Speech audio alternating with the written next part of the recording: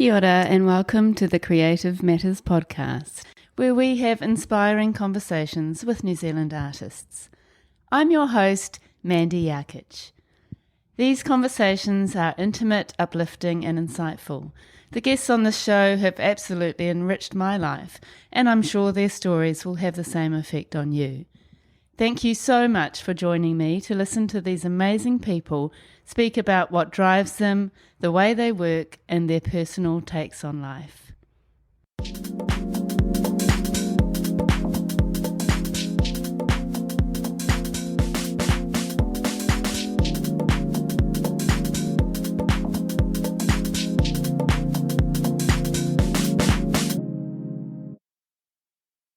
Mandy Rodger is a contemporary abstract artist based in Tamaki Makaurau, Auckland. Mandy's first career was in law, and in 2014 she began studying painting and drawing at Browne School of Art. Since 2017, her art practice has been her main focus, and she hasn't looked back. Mandy's abstract paintings are characterised by fluid moves and sweeping energy flows, made up of spontaneous dynamic gestures. She is motivated by the way painting allows her intuition to come to the forefront of logic. She intertwines embodied subjectivity, emotions and senses with intentional paint application. She explores colour, space and the materiality of the paint itself. In this episode we discuss why and how she ended up moving away from law into making art, how entering art awards and school art shows have helped her develop her career and build her audience, and her beautiful gestural painting process. Mandy speaks really fondly about her positive experience studying visual arts part-time over 4 years at Browne School of Art, which kick-started her artistic career. She talks also about her latest independent group show at All Press Studios and how she approaches the business side of her practice. Good morning, Mandy. Good morning, Mandy. Welcome to the Creative Matters podcast. Thank you. Thanks for the opportunity to come out to Muriwai. Oh, you're welcome. And two Mandys in the house. One Mandy to another Mandy, which is unusual. So were you Mandy from birth? Or yes, were you, Mandy on the birth certificate. Is that right? Uh-huh. I was Amanda. But my parents never called me Amanda. They called me Mo. And they never called me Mandy either. So I sort of was Amanda through school. So some of my old school friends still call me Amanda, which feels really weird. And then I kind of evolved into Mandy. When I felt like Amanda was way too serious a name for me. It sounds formal, doesn't it? It does. More formal. Yeah, Mandy just sounds so a you bit were more Mo frivolous. And I was Moo. Really? Yeah. Oh, how funny. Yeah. And the beautiful thing now is my eldest daughter is Molly, so now she's Moo. Oh, that's so good. And I've taken that name Mo that my parents called me and incorporated it into my grandmother name, which is Momo. Ah, I wonder where that came from. Yeah, which is kind of nice, especially, Mum passed away this year, so it's kind of nice to have that reminder and keep that name alive in some ways. Yeah, it's lovely. Yeah. So excuse me, everybody listening, for my croaky voice. 2.5 weeks in, I still am a very croaky person, but it's really exciting to have you here, Mandy, and I have been loving your work for quite some time, and I can't wait to hear all about your journey. Thank you very much. So where did it all start? Well, I guess I probably would start about how I came to art by talking about how I didn't come to art, because I grew up down in Central Otago. My parents moved there when I was 12 and went to the local high school, and I think we did Form 4 art, and then after that there was no art at the local high school, so didn't have that much exposure to it, but was never an issue because I decided when I was quite young, probably only 14 or 15, that I wanted to be a lawyer, probably simply from watching LA Law on television. But so there on in, I was pretty keen to get good marks at school. And by the time I got to our equivalent of year 13 now, 3 of my 5 subjects were by correspondence. And we had some amazing teachers there that really sort of powered us on and showed us the possibilities of things that we could do. That's really interesting. Yeah. And I wonder where you got that interest from, apart from TV. I think I always liked, when I was younger, debating and, or not formal debating, but arguing. Arguing with the family and with my poor younger siblings. I'm the oldest of 4. I quite liked to champion things, and so it felt like law felt like something. If you understood that, then you could move sort of through society and understand the rules and how things were structured, I guess. Rights, all that kind of thing. Yeah. And were you at all creative sort of in your own head or, on your own growing up? No, this sounds ridiculous.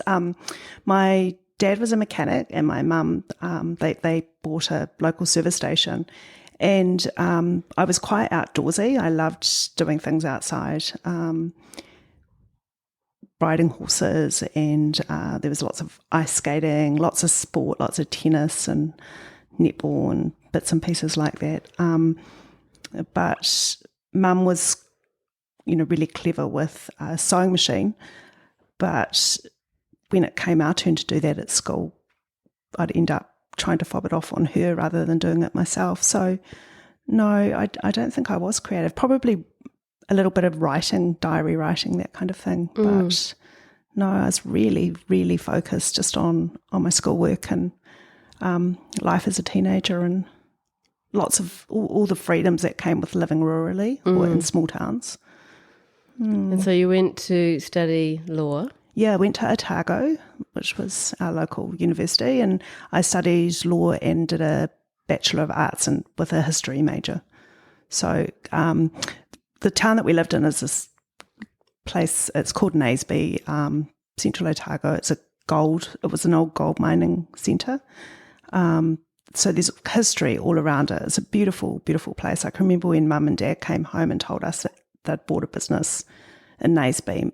They said, there's a forest. You open the back door and there's a forest. I was like, no way. And we got down there and that's exactly what it was like. It was amazing. And we had Labrador dogs and we'd take them for massive walks. And how amazing. Yeah. That just sounds so idyllic. I've never actually heard of Naseby. Yeah. Yeah. And you went off to law, and then how long were you actually studying law after uni? So it was a 5-year degree in Dunedin, and by the end of that I decided that I wanted to come up to Auckland. And so in Auckland I worked at 2 different firms for about 3 years, and then at that point decided that I wanted to go overseas. So in Auckland, I worked in litigation and employment law, so contentious stuff. And it was a great experience. There was, lots of friends that I'd been at uni with in Dunedin were working at various law firms up here. Met lots of people doing professionals courses and worked for a couple of great partners that were, really strong mentors. So after about 3 years of practicing law, decided to go overseas like lots of Kiwis do, and I went to Whistler in Canada for the ski season and stayed and lived there for summer, and did lots of mountain biking and exploring around Whistler, which is absolutely beautiful, like all the forests and the lakes and the wildlife. It's great. And then did a wee bit of travelling through Central America, and then moved to London, and ended up living in London for 9 years, still working in law, and didn't move back to New Zealand until I'd met my husband, and we had our first daughter over in London. Wow. Yeah, it was amazing. And I did lots of travel. I always used to go to all of the art galleries and would go away for weekends to different cities in Europe, a quick 2-hour flight, and you'd be somewhere amazing. So I got to see lots of amazing galleries and art, but didn't really, I loved looking at it, but I never ever envisaged that it would become such a massive part of my life. So what happened after that? So had started having children, and got 3 children, and they were all in quite close succession, and moved back to New Zealand and decided it was time to continue with a career. So I went back into law again 3 days a week, and then after a few years decided that I needed a change, and I resigned from that job intending to go back into law. But then one of my girlfriends took me along to a Wednesday course with Mandy Rodger at Browne School of Art, which was like an introduction to material. So I was an absolute beginner. I had no idea what all those materials were when you walked into an art shop. And so for 2 terms I did that on Wednesday afternoons. Loved it. And I would look forward to it all week. It was my favourite day of the week. Go in. Linda would give us all the materials were supplied, and should have these amazing textbooks from the Browne School. They've got a library there, which is pretty well stocked with amazing books. People I'd never heard of being introduced to all of these artists, and she always had a suggestion about something. It was like this whole new world was opening up. And luckily, at the time, there was a woman doing the more structured course, which is painting year 1 to year 4, Judith Lawson, and she was a friend that I'd met through my husband, and I'd just chat to her all the time as I'd walk out of the class. Luckily, we had a crossover, so she was in her class while I was in mine, and that really sort of opened my mind to the possibility of maybe just continuing and doing something like that. And as a result, we sort of did a bit of a rejig at home. My husband John, he became, even more focused, I guess, on his career, and I got to spend more time with we've got 3 daughters, so got more involved with the school and with their sport, and really quite a traditional lifestyle, I guess, which is not something that I ever envisaged having when I was a young law student at Otago, that I'd be so traditional as the children were growing up.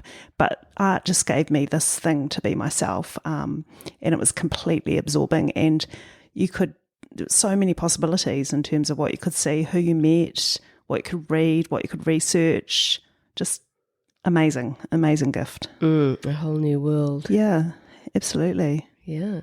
So what happened? You were doing that one day a week, or one workshop a week? Yeah, one day a week, and we'd have rotating tutors. So we'd have Matthew Browne and Catherine Stevens, Zoe Nash, and it was pretty amazing because you could sort of cherry pick from bits and pieces that the 3 tutors would, the time that they were able to give you.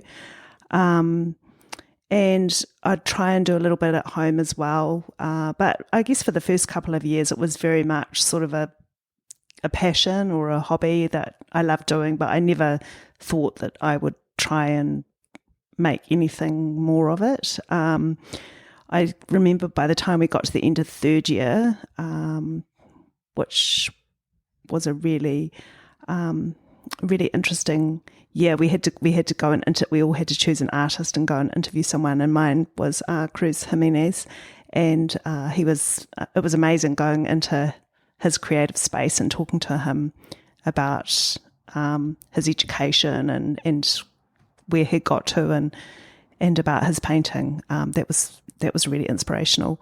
And then I actually ended up going back and doing 3rd year again, because the 4th year was called Towards Professional Practice, and I was like, that's ridiculous.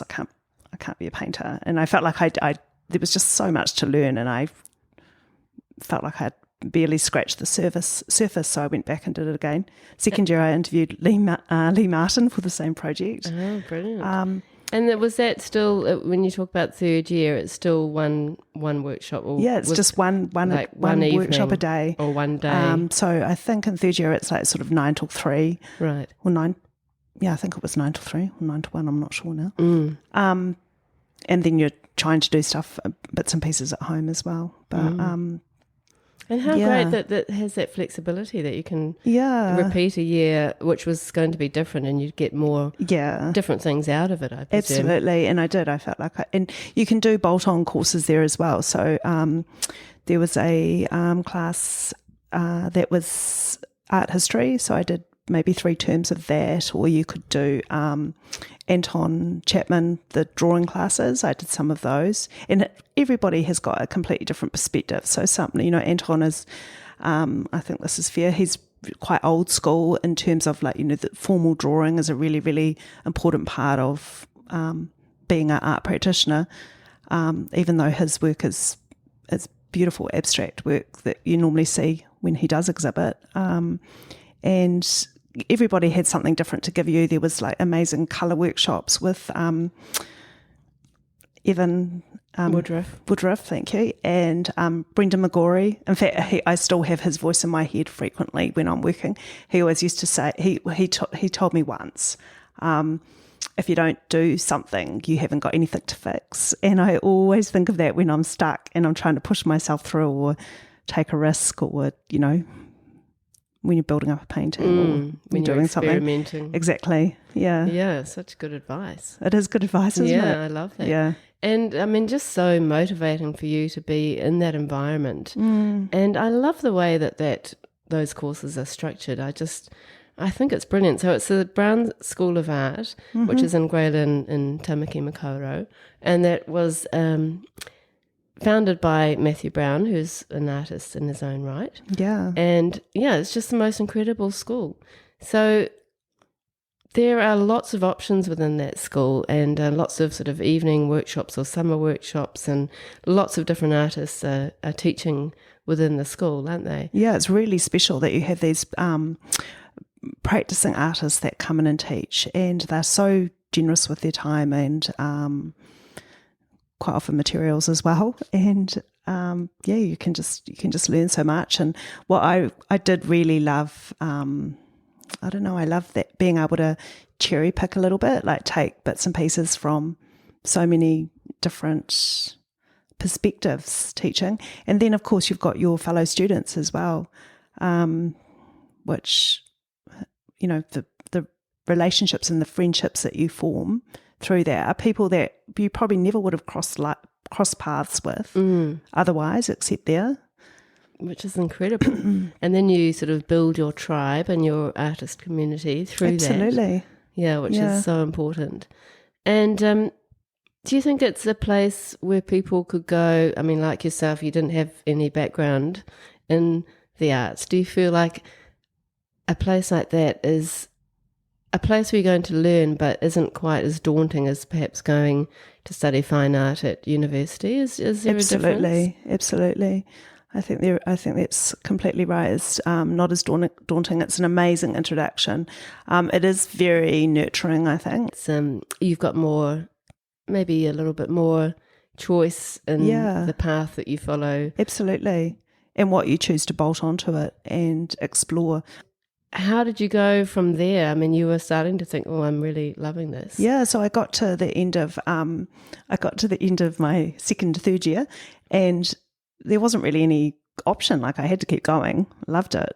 So started fourth year, and around that same time, a studio.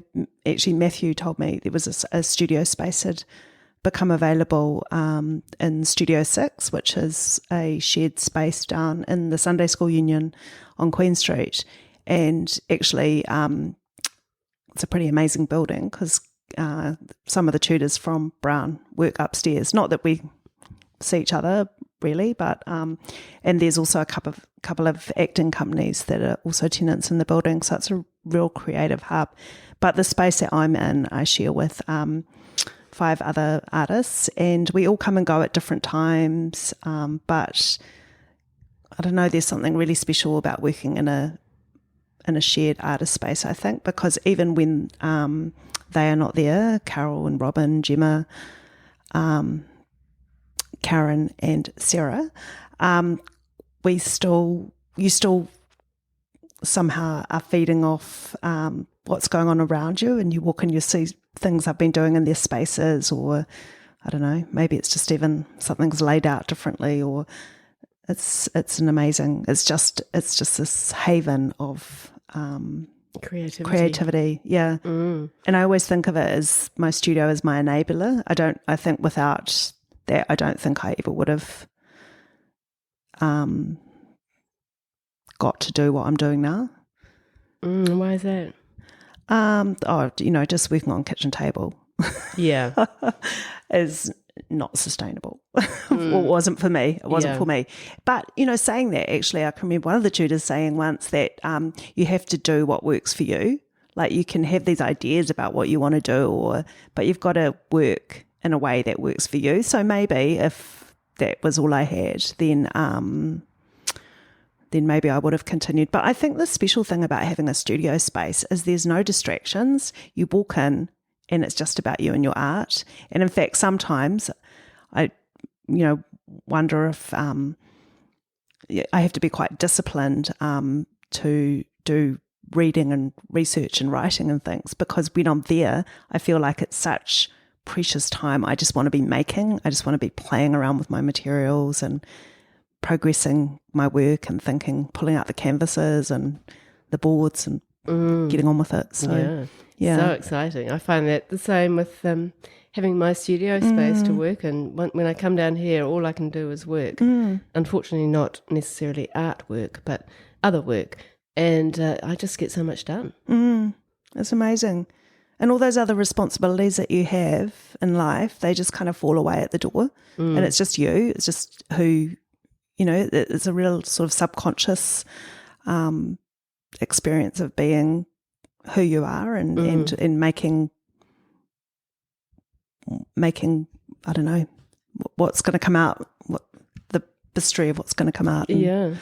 And having that opportunity to do that thinking and have that headspace and clarity. Yes. Yeah. Yeah. And so what kind of work were you making in that period while you were at Browne School, and where did you go from there? Yeah, so I was making for the first year or so, it's quite project-led, so they give you ideas and you do drawing and bits and pieces. So you don't really have to have a style or whatever, I guess. And I think it was in second year they started talking about having your style or your thing, and I got really obsessed with making these kind of transparent. At the start they were circles and they were all layered up on top of each other. I loved the relationship between them and the curvature of the edges. And I was looking a lot then at a British artist called Ian McKeever, and his treatment of the materials and the canvas and the time and the layering and all these beautiful, beautiful concepts. But there came a point when, Matthew, I think it was probably Matthew, they're always sort of like pushing you a little bit. And then at some point, I've got the painting still on the wall at home where I'd been working my sort of layering circular type things was still going on, and then I just did this big gesture through the middle of it, and I was like, it just ticked so many boxes in terms of still being able to layer it up and still having that beautiful curvature, and as the paint goes into a corner and then flows and goes up and around, the kind of randomness of it, but the continuity as well. That was really lovely. And still doing that, still pushing and pulling the same ideas really. Quite a while later. I guess I think it was sort of 2017 when I got my studio, so it was a good 6 years in there. Wow. And that's when you left Browne School of Art and started working on your own. I was really fortunate in my fourth year as well. I entered the at the Waikato Museum, the National Contemporary Art Awards, and 2 of my paintings were selected as finalists and they got to hang in the museum. So I think that was a really important development for me, because it gave me a real sort of stamp of approval or affirmation, yeah. And so between that and having the studio, that was pretty special. And did that feel like the beginning of your full-time practice as an artist? Yeah, it did. And definitely. What made you enter those awards? That's a very good question. I think from probably that 4th year, like talking about how you progress an art career, like I guess going to uni and studying law, it's all very mapped out. Like, almost from the day you enroll I did what I wanted to be. But with art, like it's so, I had no idea. And I think entering competitions was probably one of the things that was in the plan of career development and how you move forward. I actually think those competitions have I've never had any success since, but I always diarise to try and enter 3 or 4 every year. And each time I do it, I think that they have a lot of value, because it's almost like a reset point where you look again at your artist statement and what you're doing, and you tweak things. You're thinking about what work. Usually you have to make something specific because it can't be anything that's already been exhibited. But it's a really good touchstone, I think, entering those competitions, even if nothing comes of it, which most of the time it doesn't. Yeah, and that doesn't discourage you? I always look forward to finding out who the finalists are. And I guess, I think there's always a little bit of disappointment that your work doesn't make the cut. But I think, no, it doesn't discourage me. I think these things art is so subjective, and I think it's awesome that so many people come through and get exposure. And I really do admire organisations that run these. Yeah. And how do you find, where do you go to get the list of the different awards? And, what would you say, what advice would you give for people for selecting the kind of awards that you enter and sort of how that all works? Yeah, there's a really good Facebook page, actually. I can't remember exactly what it is. I think it's called the New Zealand Art Awards or something like that. And you join as a member, you just have to request to be a member of it. And then people, I think there's one administrator actually, and she puts up various things coming up. I don't know, I like to, there's obviously like the prestigious, I think the National Contemporary is a good one. I think Molly Morpeth, obviously, there's some big ones that it's kind of intimidating, and probably you don't want to overthink entering them, because it feels like might be the big guns out there, and what are you doing entering that? But that little imposter syndrome, and then sometimes creeps absolutely. Yeah. But then I also think there's some lovely ones, like there's one down in Wanaka that I always like to enter, because I love Wanaka in Central Otago. It's actually run by a school. It's called the Aspiring Art Awards, and it's as in Mount Aspiring. Right. And it's got really lovely prize money, actually, sponsored by Craig's Investment, I think, down there. I also like some of the ones in Dunedin that are run by the Dunedin Art Society. I mean, I don't know. I don't really overthink it too much. I see something and think, and you just have your goal of 3 or 4 a year. Yeah. Which is great. The Waiheke one, that's always fabulous. And it's good to have, a goal, and sort of gives you that direction through your year. Well, it does, I imagine. Yeah. Which is good. And I think otherwise you can just, I'd be very susceptible to just making and not stopping and thinking, and not looking at my artist statement and not thinking about who's influencing me or anything. I'd just, get my own little world and make if I didn't have those touchstones. Yeah, it's brilliant. And you also have been entering the high school art exhibitions, I like the have, Kings yeah. and Mount Albert. Yes. And Barradine. Yes, I have, yeah. So when did you start entering those, and how does that work for you? So I've been doing those, I don't know, maybe 4 years or so, I guess. And I think on the whole, they've been a really good experience. I think that I really want to support any opportunities that are out there for artists to exhibit. And the school shows are great in that regard. There's beautiful work from all over the country. And do you find that is a good place for your work, do you feel? Do you often have success with sales? Not always. Sometimes there have been ones where I haven't sold anything, but there's been others where I've been really pleased with the sales. And I think it definitely has expanded my market. I've found new people that I wouldn't have found without having the work available at those shows.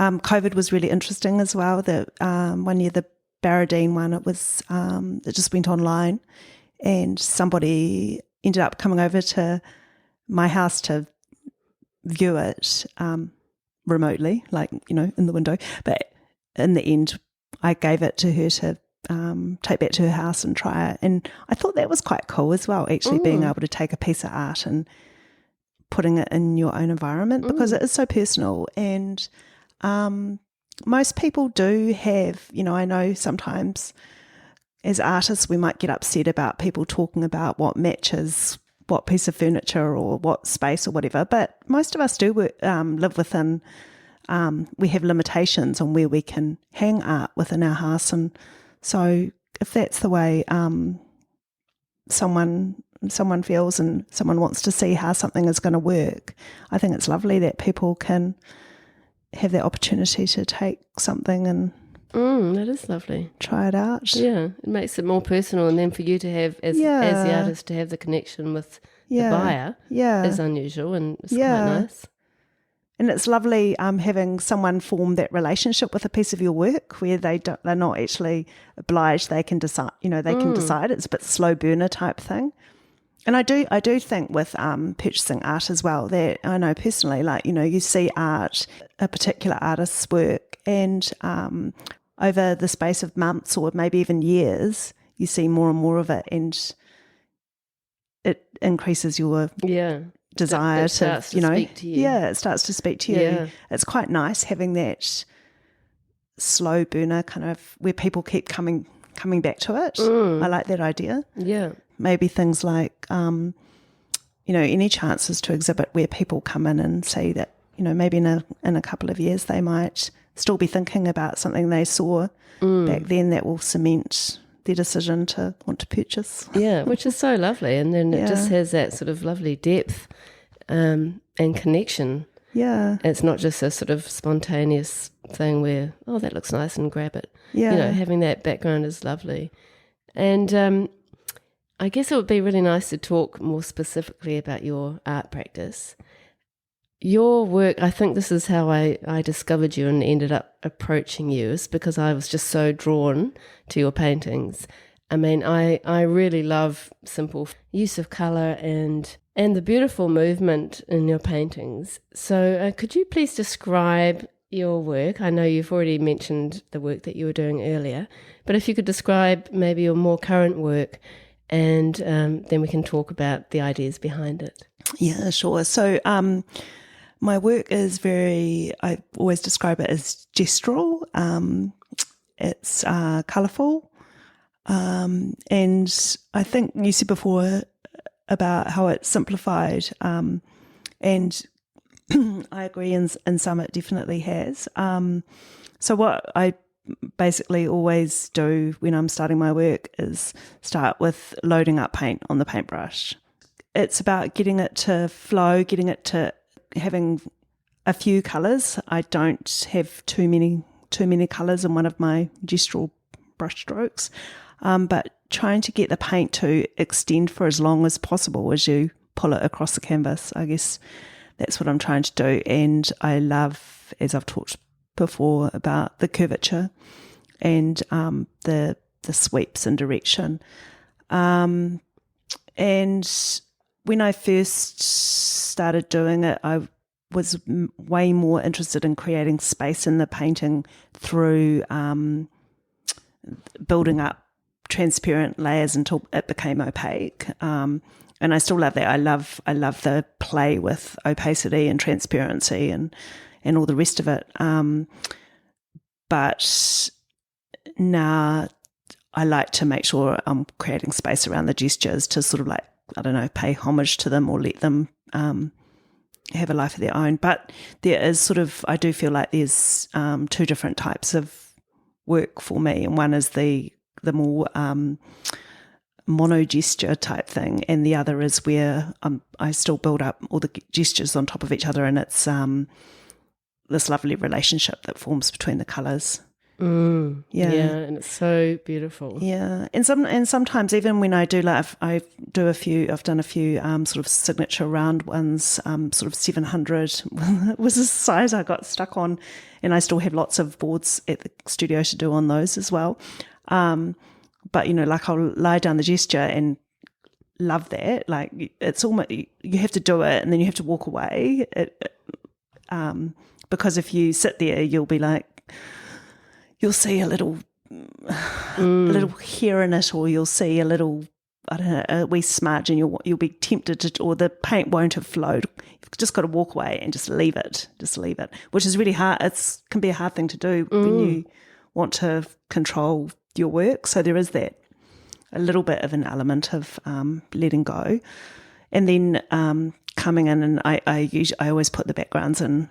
Well, not always, but usually put the backgrounds in afterwards, which is quite lovely as well because it becomes an editing tool. Oh, do you? That's interesting. Yeah. I would have thought you'd put, the one colour across. Yeah, well, I did. I have tried that as well, but I really like the colours to be as true as possible and to be vibrant. And pure. If I put the colour on top of a solid background, then it's not going to do its own thing. So do you have gesso on the board, or and you? So you're doing your gestural strokes over the white gesso. Mm-hmm. That's really interesting. Yeah, because it doesn't feel like you've just painted around the brush strokes. No, well, that's the thing, that the sort of relationship of that to I guess it's just the colour relationships, and I like them to pop forward and to be.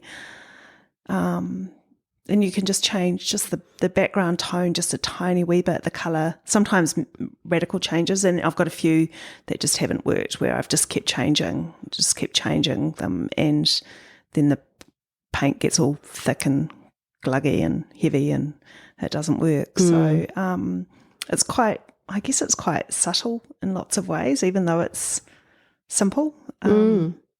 And how do you, going back to loading up your brush, how do you do that? And are you actually watering down or adding mediums? Yeah, add mediums.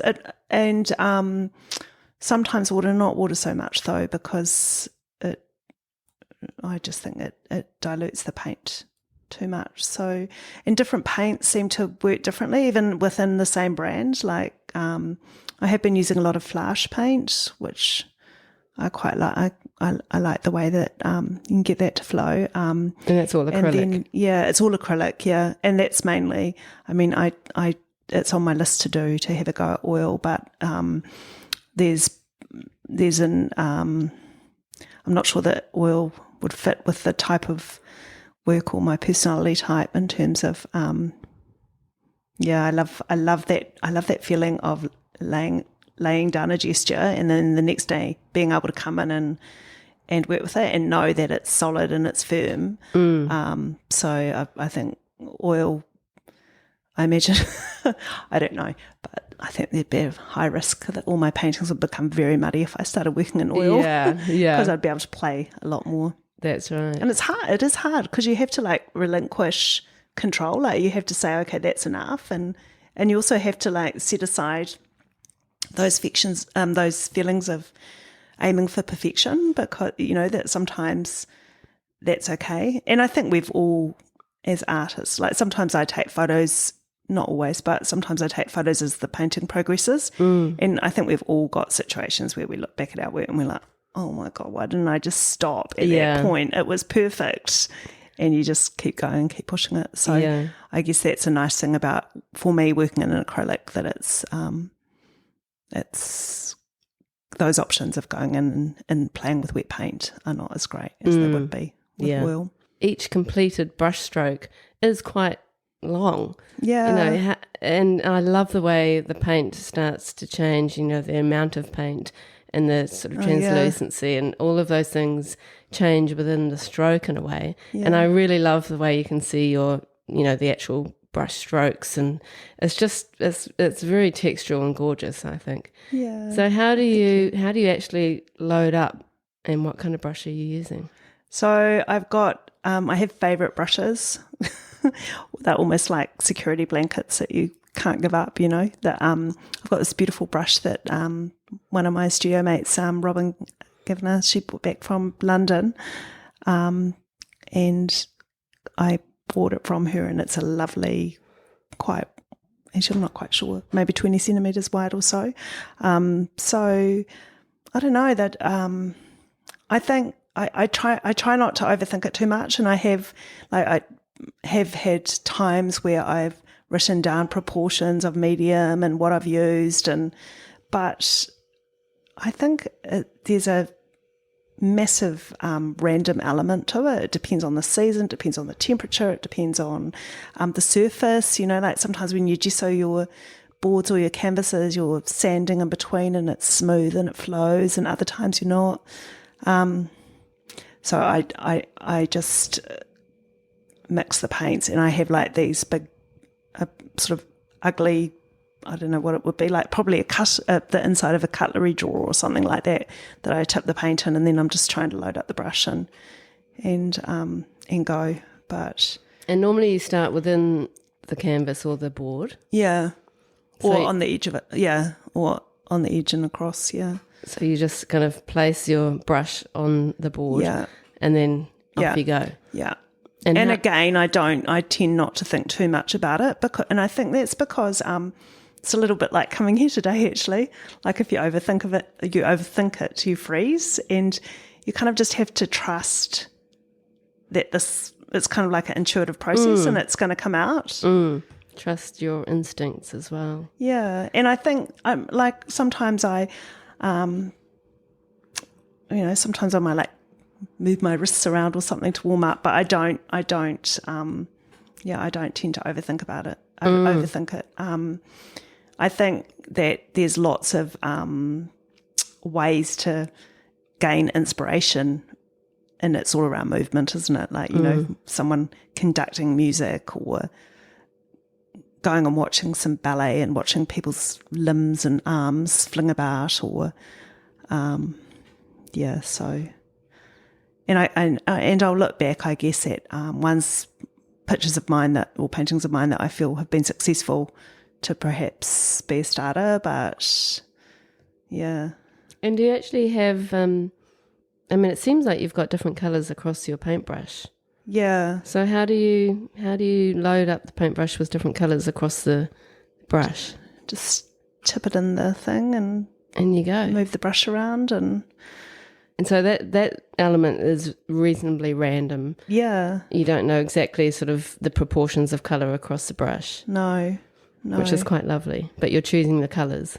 And sometimes those, like there's been a couple recently where the different colours have been really distinct, and I haven't I don't have a tray that's got 5mm intervals where I can put the paint in, but actually maybe that would be a really good idea. I don't know.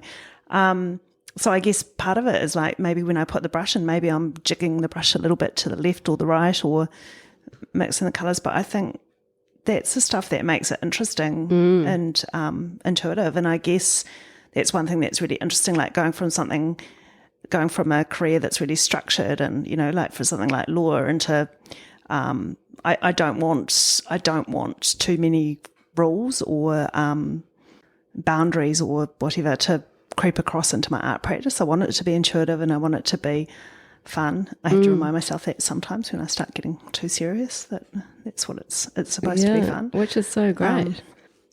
Are you really sort of aware of what you're trying to create once you've done one stroke and you've left that to dry? And then how do you decide if you just leave it as one stroke like some of the paintings, or how do you figure out what's going to go with that? Or you're obviously thinking about composition and form and space. Yeah. But how do you make your decisions? I think I decide before I start, like whether it's going to be really simplistic and maybe just one or two strokes, or whether it's going to be one that's built up.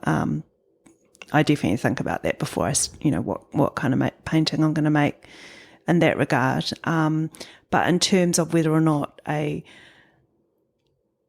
individual, well, on the ones that are built up, like you have to just go with what you put down in some respects. But for the single ones, like whether the ones that stay or the ones that get trashed or get wiped off or get whatever, I don't know. I feel like I almost love them. You put a gesture down and you're like, oh, that's something. There's something about it that you really like. And occasionally there's ones where you think, that could be successful, but I'm going to leave it and I'll come back tomorrow and see what it looks like. And sometimes when you walk back in, once it's dried and it's got a little bit of time for the paint to move around and flow, and sometimes if the medium hasn't mixed through properly, there might be some little bubbles, or they can be really interesting random things that can happen. Something more accidental.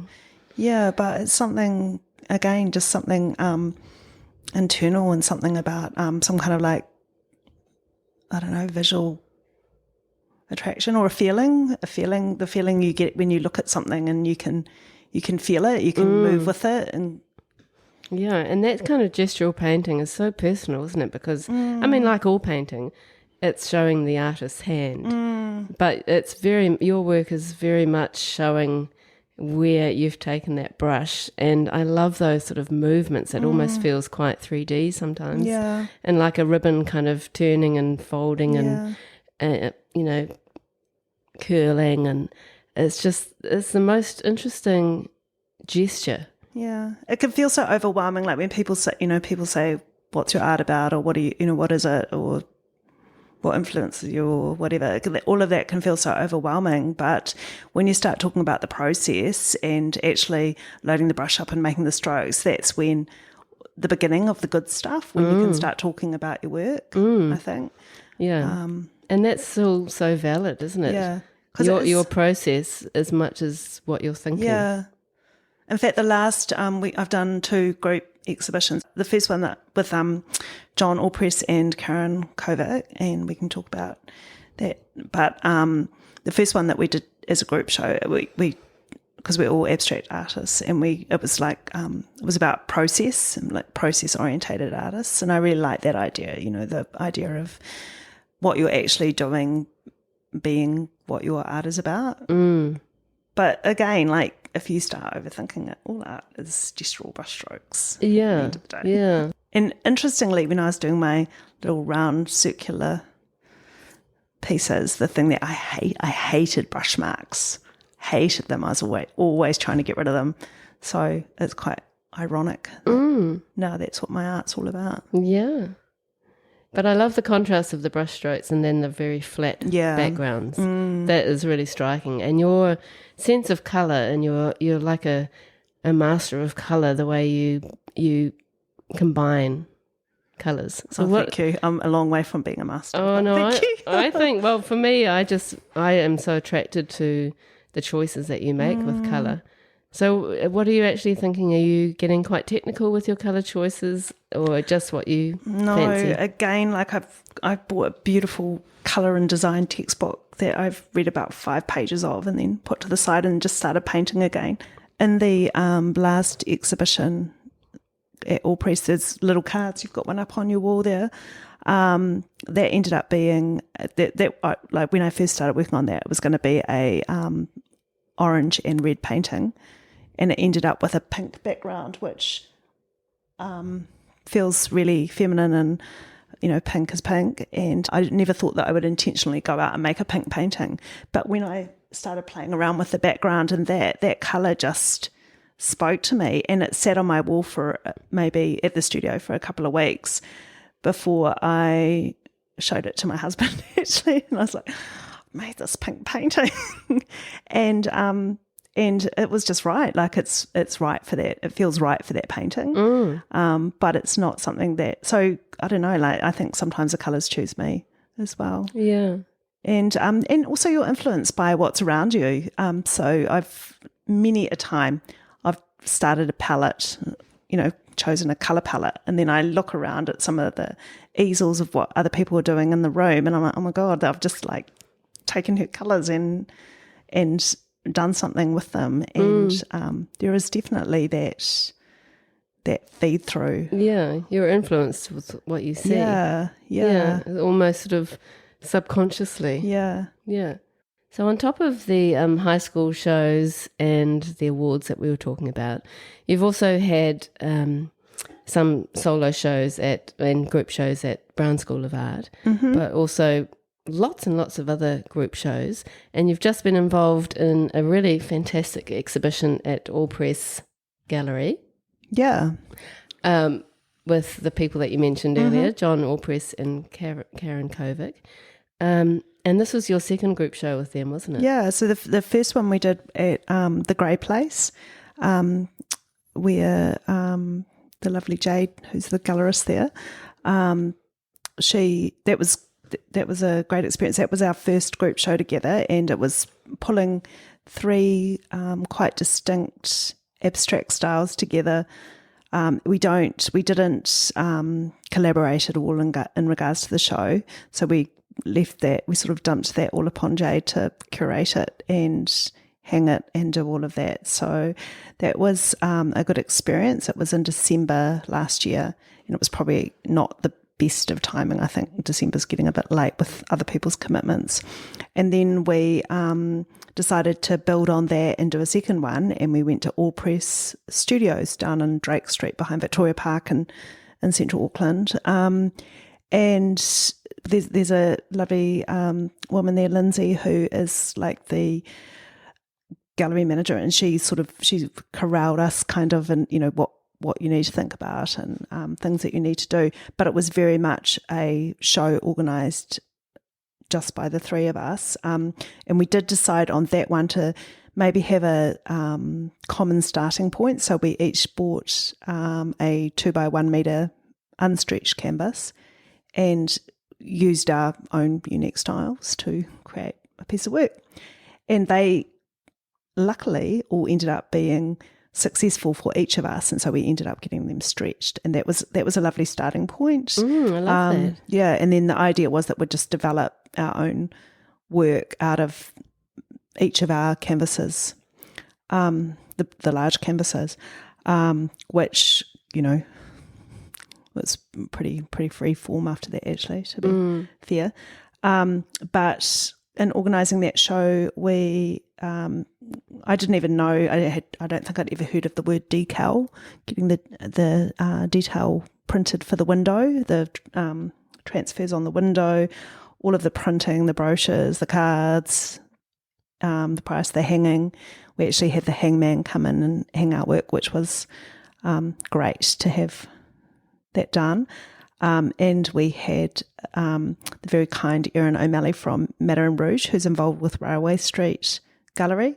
She came in and gave us an independent eye in terms of curation, which was awesome, because it's so lovely when you do a group show to have a conversation between the works. I don't think that you can show with other people and just have separate walls or anything like that. It was a great experience. It was a lot of work. And you guys were basically pushing it and running everything. We did all the marketing. So you got the space, and then you made it happen, which is so good. And you met these two at Browne School of Art. Yeah, so I met so John Allpress, no relation to Allpress Coffee, which is pretty funny. But I met him in one of my third years, I think, at Browne School, and Karen and I also, and we've done a couple of other courses together. We did one with Deborah Crow called Bridge at Browne School, and so I've worked with them quite closely. And in fact, Karen works right beside me in Studio 6, which is pretty lovely. And we're probably the two that have the most crossover in terms of when we're in the studio together. John works from his home studio in Titirangi. So, and did you decide to work together and bring a show together because you all had that focus on process, or was it a personality thing? It's a personality thing. So I think that we've been good friends, and we talk quite a bit about our practice, and we lament and we celebrate, and we just chat about what we're doing, I guess. Go and see the odd exhibition together, but I think it's that that community thing, that finding your people, and and it is lovely sharing the logistics around, and also you can feel quite exposed opening night and all that kind of thing about who's going to come and does anyone like it, all that kind of thing. It's nice to have another couple of friends there to help pull in the numbers, and so that's brilliant. Yeah, it's great. It's great, such a lovely actually. way to do it, isn't it? And I think that's happening more and more, that artists are just kind of making stuff happen for themselves, and the beauty of that is you can do it in a way that you want to do it. Yeah, and you get the benefit of each person's strength. Like, we all have different things that we probably end up just naturally doing more of than the other one, but we all learn from each other. It's amazing, that synergy of energy. Yeah, which is beautiful. And the show was so gorgeous, and the works, like you said, spoke to each other so beautifully. Oh, thank you. And so now, where are you thinking about heading? Would you like to be represented by a dealer gallery? Is that something that is a goal for you? Or are you going to be looking at other shows in your own spaces or in regional galleries? Or, what are you thinking? Yeah, I think I have quite enjoyed the challenge of trying to market and promote your art and stuff yourself. I think I've been doing recently a course through Toi Poto, which is part of the big idea, which has been amazing, and that is about mentoring creatives to have sustainable careers. And I think one of the things that I've really taken away from there is how much you need to put yourself out there, that just the composition and the colour of your art alone as an abstract artist is not enough. And I think that's it's a hard thing to do, like putting yourself personally out there. But so that all feels like it's been amazing having to do that, having to work on social media and have an excuse to flick onto Instagram whenever you want in front of the family. It's quite handy. But I guess, like, going forward, definitely always on the lookout for other places to exhibit, and maybe provincial. I feel like the dealer galleries, that would be lovely. There's so few. I mean, with Scott Laurie and there's so much. I don't know, like maybe a group show as an introduction into one would be amazing. And quite a few of our guests lately have spoken about, ways to approach galleries and that kind of thing. Is that something on your radar where you think, right, I have identified this gallery and I'm really interested in how they work and the work that they show. I'm going to, make a plan and go there. Have you kind of thought like that, or is it just you're going to kind of see what happens? Probably going to see what happens, but I think that definitely that is something that that needs to be done in terms of career development, and I'm not sure whether it's even, looking for new opportunities in terms of whether a group show is a good step up into some of those more commercial spaces. Definitely public galleries would be an excellent thing to explore as well. In different parts of New Zealand, potentially. Yeah, different parts of New Zealand, exactly. Yeah. How do you find that balance between basically running a business and being an artist? Oh, it's hard. And I think the thing that we as artists have to protect the most is our ability to make. And I don't know. I feel really what's the words? I don't know. I guess guarded, or like I need to take care. I need to make sure that that's the thing that I nurture and look after the most, and all that other stuff, is kind of like white noise in terms of marketing, and it's important. But if you don't have any art that you make, and you don't have any art that you're happy with when you do make, then there's nothing. That's right. It's not really. So it's quite interesting, like when people talk about artists and business and sustainability and all that kind of thing, because it's not like a product. It's not a product that we can get someone to make and then we can sell it. Like that would be like creating a business. Like the business has to. It's so important, all that stuff, all of that. But at the end of the day, the most important thing to nurture is your ability to make, and yeah, I guess your and in that regards, I guess your friendships with your artist community and the people, the enablers, the people that enable you to be creative. That's getting all those really ducks in a row, isn't it? Having the space, having the communities, having the time. Yeah. And that can be difficult. It can be a difficult balance. Yeah. And a bit of a juggling act at times.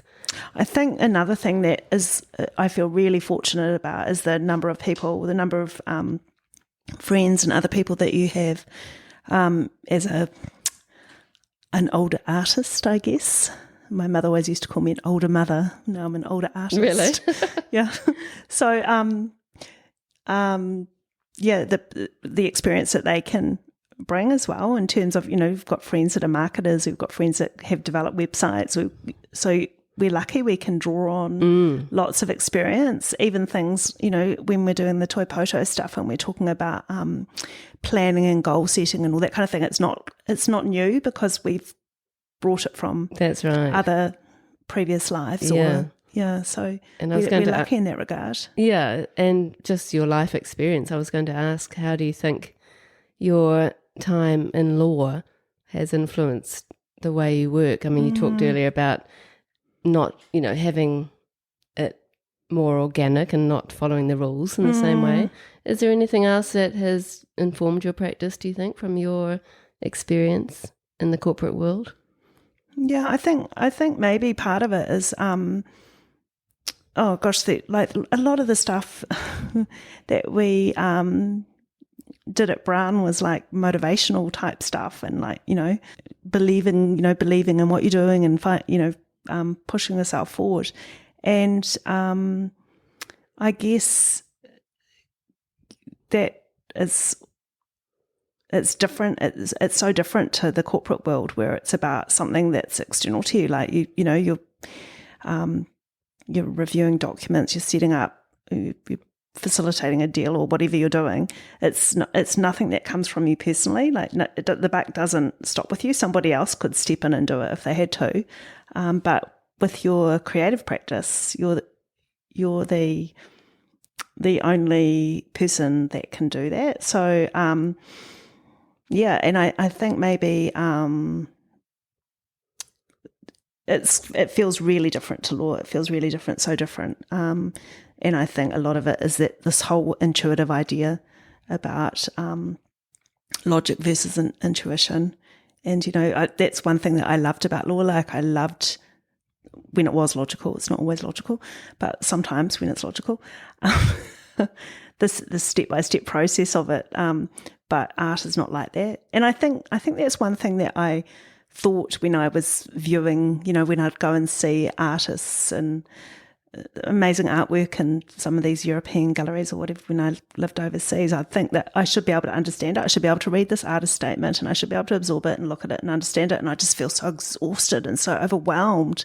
And now looking back on that, I know it's because there's this whole world of emotion that gets tapped into when you're looking at art. And it's not a step-by-step process. And I love that. I love trying to remember or trying to make sure that intuition is a big part of my practice, which sometimes to my logical brain feels like I'm copping out or not taking enough care or not controlling what I'm doing enough.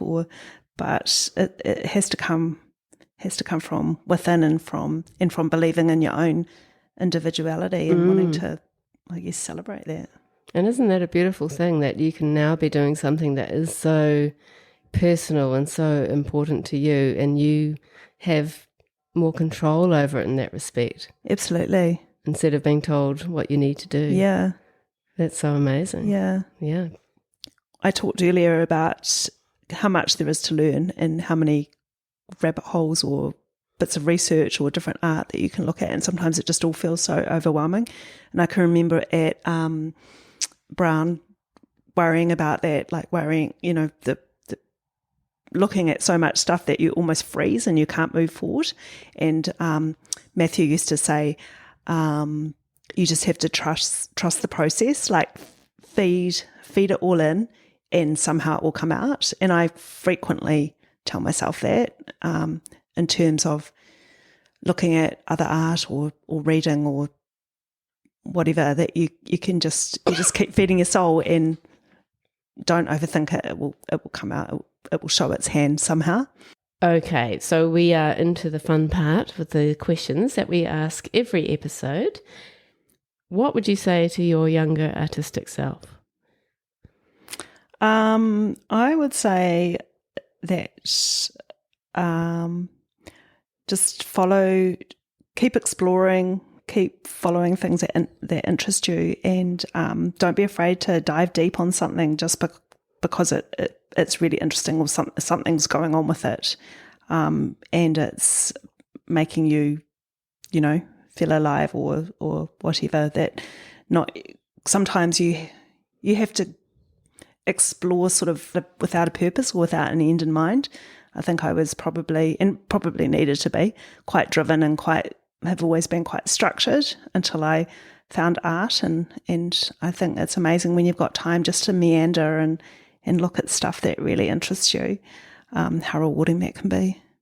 I know you like Mark Rothko, I have read somewhere, and he is one of my dream artists as well, and probably has inspired my work too. Yeah. So who are the artists who really inspire you? Oh, so yeah, Mark Rothko, his colour field paintings are amazing. I talked before about Ian McKeever, and he is an amazing artist, and he is so generous with his time and with his interviews on YouTube. There's so many great things to see. I'd love to see his paintings in reality, and hopefully one day I will. But I don't know, I find inspiration from, it's actually, to be fair, usually is in abstract work, although I went to the Hilma af Klint exhibition down in Wellington.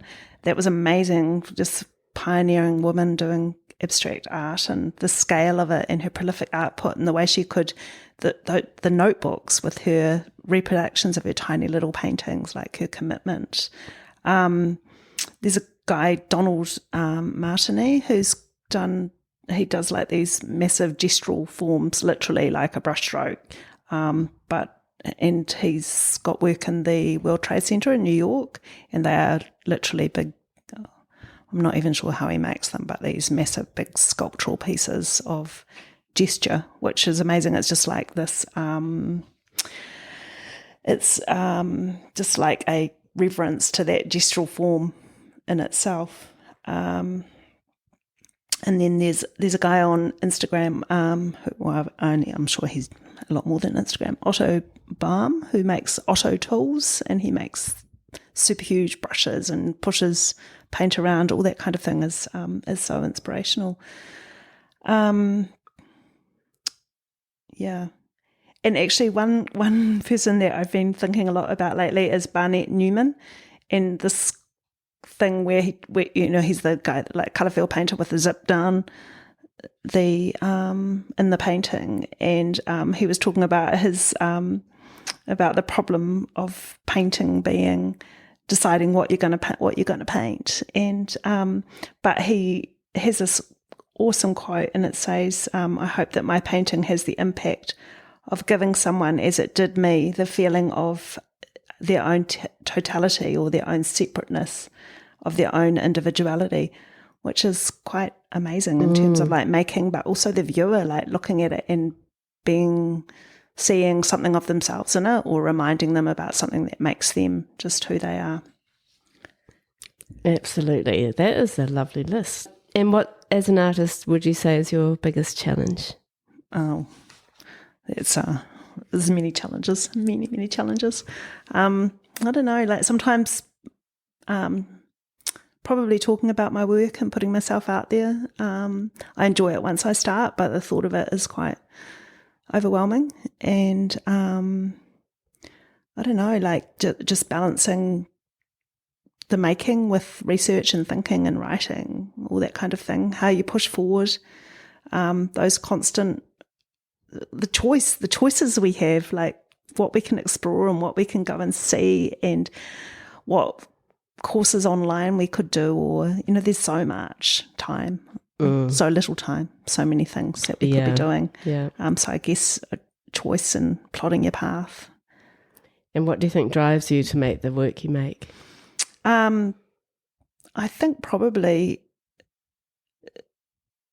playing, just the play with the paint itself, like the property of the paint itself and the materials, and experimenting and the physicality of the making. But also I think I just make it because it's me. It's like nobody else. I mean, some people will say lots of other people do it, but I feel like it's only I can create this, and that's pretty special. And hopefully, again, it's just like individuality, I guess, and being able to express it and process it, and have that time to let your mind meander and be physically doing something at the same time is pretty special. I think that's it's a what great drives combination. Me. Yeah. Well, Mandy to Mandy. It's been so lovely to have you here in the studio. We have crossed paths through Toi Poto, and I think last time we were at a meeting sitting next to each other, and so that was a good opportunity for me to say, hey, come on the podcast. And you did look a bit horrified. I did look horrified. I did. I think actually before you said that, you dropped me a message on Instagram, because I can remember sitting on it for a couple of days and then saying to my husband, this woman has asked me to go on this podcast. And he was like, why wouldn't you? And I was like, are you serious? It's such a funny thing, isn't it? To kind of get out there. But, hopefully you've enjoyed your experience. It's been so nice to sit with you in the cozy studio, because it's quite cold outside today. And really fascinating hearing about your practice. So thank you very, very much for coming on the Creative Matters podcast. And I look forward to hopefully seeing more of you. Oh, thank you very much. Thank you for making it such a cozy, warm environment, even though it is cold, because I've felt good talking about it. And thank you. Thanks, Mandy.